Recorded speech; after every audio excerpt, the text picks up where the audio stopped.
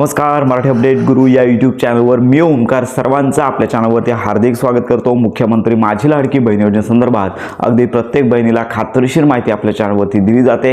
सगळ्यात महत्त्वाची बाब म्हणजेच लक्षात घ्या की आपण कालच्या व्हिडिओमध्ये देखील पाहिलं आहे की अपात्रतेचे निकष ई-KYC वरतीच येऊन थांबतायत। म्हणजेच लक्षात घ्या की मुख्यमंत्री माझी लाडकी बहीण योजनेअंतर्गत काही लाडक्या बहिणींना नोव्हेंबर महिन्याचा हप्ता आला, त्याच्यानंतर डिसेंबर महिन्याचा हप्ता आला नाहीये आणि काही लाडक्या बहिणी अशा आहेत की नोव्हेंबर आणि डिसेंबर या 2 महिन्याचे हप्ते आले नाही आहेत आणि काही लाडक्या बहिणी ई-KYC केली नसल्यामुळे हा लाभ आहे त्यांना वितरित झाले नाही आणि KYC केल्यामुळे अपात्र किंवा काहीचे ऑप्शन चुकल्यामुळे किंवा डॉक्युमेंटमध्ये चुकीची माहिती दिल्यामुळे अशा लाडक्या बहिणी अपात्र ठरलेल्या आहेत। तर याच्यामध्ये एक महत्त्वाची बाब म्हणजे ज्या लाडक्या बहिणी खरोखरच पात्र आहेत, निकषांची पूर्तता करतायत, तर याच्यामध्ये तुम्हाला माहितीच आहे की 2.5 लाखांपेक्षा कमी उत्पन्न, त्यानंतर लक्षात घ्या घरामध्ये 4 चाकी वाहन नसावे, त्यानंतर एकापेक्षा अधिक योजनांचा लाभ नसावा आणि त्याचबरोबर आयकरदाता घरामध्ये नसला पाहिजे आणि त्याचबरोबर गव्हर्नमेंट सर्वंट घरामध्ये नसला पाहिजे किंवा तुम्ही स्वतः सरकारी कर्मचारी नसले पाहिजेत। या निकषांची पूर्तता करणाऱ्या लाडक्या बहिणी आहेत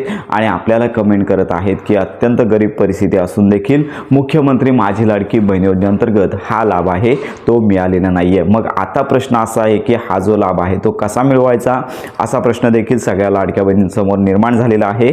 पण लक्षात घ्या की संपूर्ण महाराष्ट्रामध्ये मुख्यमंत्री माझी लाडकी बहीण योजनेअंतर्गत सध्या संबंधित जिल्ह्याचे महिला बाल विकास विभाग आहे, या ठिकाणीच लाडक्या बहिणींना हप्ते का नाही आलेत याची माहिती मिळत आहे। पोर्टलवरती देखील ज्या लाडक्या बहिणींनी रजिस्ट्रेशन केलेलं आहे त्यांच्या लॉग इनमध्ये लक्षात घ्या की हप्ते क्रेडिट झालेले आहेत, आधार सीडिंग नसल्यामुळे पुन्हा गेलेले आहेत, अशा ठिकाणी माहिती त्या ठिकाणी दिलेली आहे।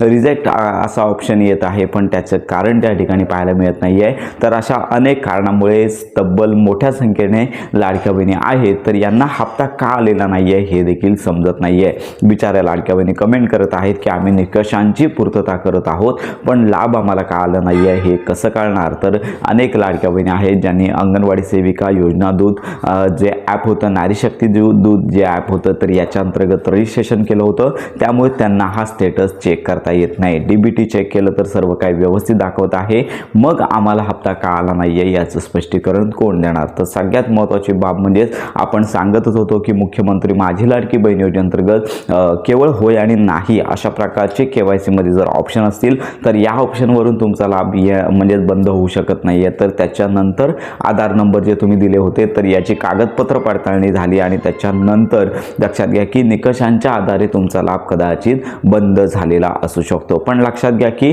याच्यानंतर ज्या लाडक्या बहिणी खरोखर पात्र आहेत, ज्यांना लाभ मिळणं गरजेचं आहे, तर याच्यासाठी शासनामार्फत पावलं उचलणं गरजेचं आहे। तर साधारणतः हीच परिस्थिती जून महिन्यामध्ये आली होती। एका घरामध्ये 2 पेक्षा अधिक लाभार्थ्यांनी लाभ घेतला होता आणि त्यांचा सर्वांचाच लाभ अचानक शासनाने बंद केला आणि त्याच्यानंतर 1 ते 2 आठवड्यामध्ये पुन्हा एका महिन्यांसाठी पुन्हा KYC प्रोसेस सुरू केली होती आणि याच्यामध्ये ज्या लाडक्या बहिणी खरोखर पात्र आहेत अशा लाडक्या बहिणीचा लाभ पुन्हा वितरित झाला होता। म्हणजेच लक्षात घ्या की त्यांना जून आणि जुलै या 2 महिन्याचे हप्ते तर मिळाले नाही आहेत पण त्याच्यानंतरचे हप्ते त्यांना कंटिन्यू मिळालेले आहेत। म्हणजेच लक्षात घ्या की या आताचा जो नोव्हेंबर आणि डिसेंबर या महिन्याचा लाभ ज्या लाडक्या बहिणींना आला नाही आहे, तर एक महत्त्वाची बाब म्हणजे तुम्ही पात्र असणं गरजेचं आहे। जर अपात्र असाल तर तुम्ही काहीच अपील करू नका, अन्यथा तुमची वसुली लागू शकते। जर तुम्ही पात्र असाल तर थोडे दिवस प्रतीक्षा करा, मंत्री आदित्य तटकरे या संदर्भात घोषणा करतील आणि त्याच्यानंतर अशा लाडक्या बहिणी आहेत पात्र असून देखील त्यांना लाभ आले नाही आहे यांच्यासाठी वेगळी प्रोसेस अंमलबजावणी